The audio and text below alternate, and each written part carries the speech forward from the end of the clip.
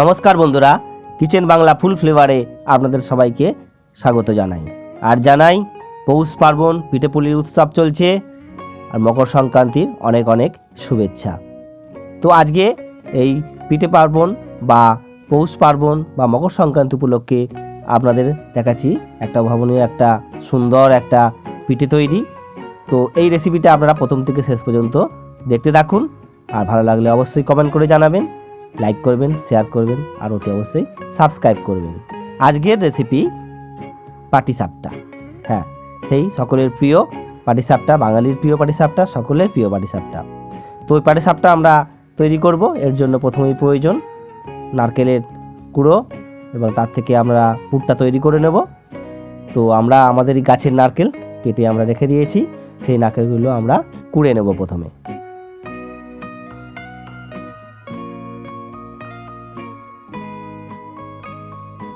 বন্ধুরা, একে একে আমরা নারকেলগুলো প্রথমে কুড়ে নেব, দেখতে পাচ্ছেন।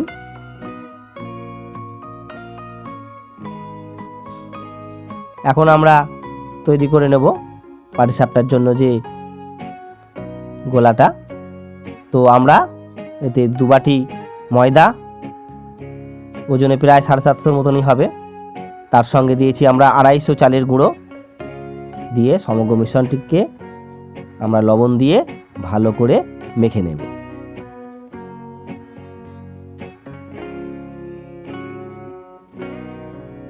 বন্ধুরা, ভালো করে গোলাটিকে ফেটিয়ে নিতে হবে।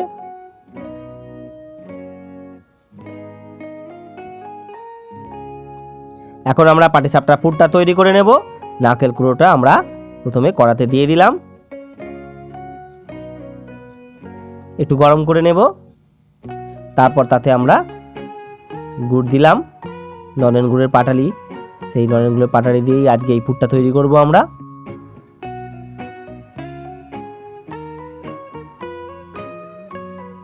বন্ধুরা, একটু নাড়াচাড়া করলেই পাটালিটা গলে যাবে।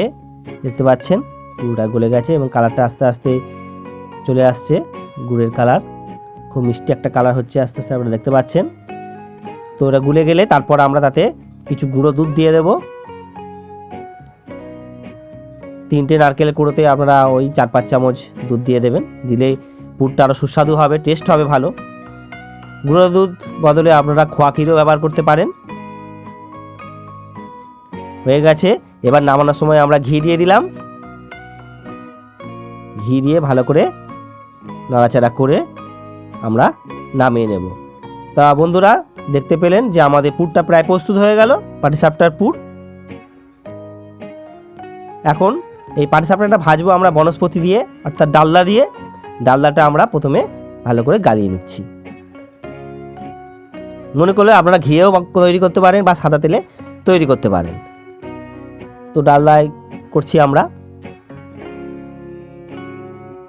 এখন ময়দার গোলাটা আমরা ভালো করে ফেটিয়ে নিচ্ছি।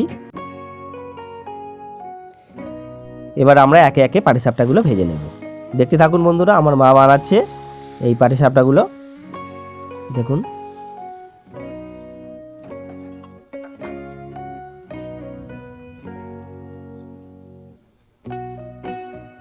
এবার পুরটা দিয়ে দিচ্ছি আমরা।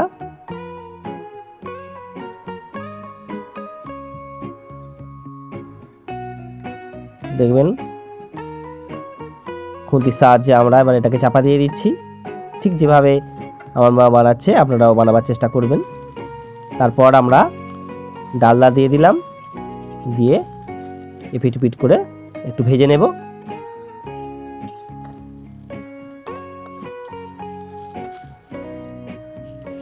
ভাজা হয়ে গেল, আমাদের পাটিসাপটাও রেডি হয়ে গেল। তো আমরা একটা পাটিসাপটা প্রথমে বানিয়ে নিলাম, আপনারা দেখতে পেলেন। এইভাবে আমরা কয়েকটা পাটিসাপটা পরপর বানিয়ে নেব। আপনারা ভিডিওটি ভালো করে লক্ষ্য করে দেখুন এবং বাড়িতে বানান। দেখতে থাকুন আজকের রেসিপি পাটিসাপটা।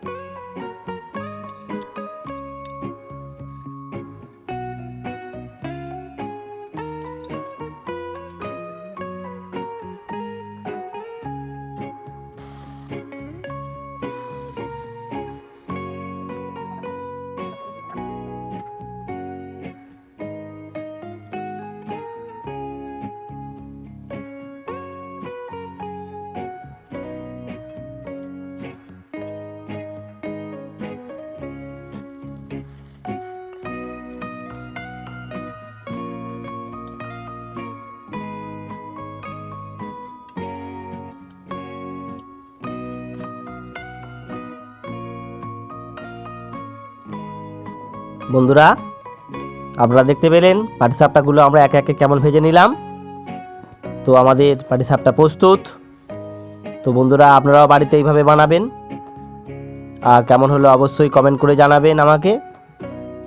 তো আজকের ভিডিওটি আপনাদের কেমন লাগলো অবশ্যই কমেন্ট করবেন, লাইক করবেন, শেয়ার করবেন, আর বন্ধুরা নতুন বন্ধুরা অতি অবশ্যই সাবস্ক্রাইব করবেন। তো আজকে এই পর্যন্তই। ভালো থাকবেন, সুস্থ থাকবেন, আর পিঠে পুলি উৎসব ভালো করে মানাবেন। তো আপনাদের জন্য রইল শুভ মকর সংক্রান্তি অনেক অনেক শুভেচ্ছা।